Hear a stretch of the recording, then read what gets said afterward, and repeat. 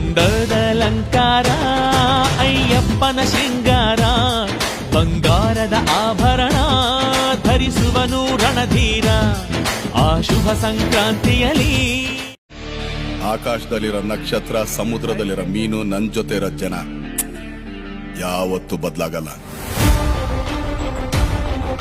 ತಪ್ಪು ಮಾಡಿ ಸಾಧಕಂತರ ಮಾತಾಡ್ತಾ ಇದ್ದೀರಾ. ಗೆಲ್ಲೋಕಾಗ್ದಿರೋ ಯುದ್ಧ ಮಾಡ್ತಿದ್ದೀರಾ ಅಂತ ನಿಮ್ಗನ್ಸಿಲ್ವಾ? ನನ್ನ ಮುಂದೆ ಒಂದು ಗುಂಪಿದೆ, ನನ್ನ ಕಾಯೋಕೆ ಒಂದು ಸೈನ್ಯನೇ ಇದೆ.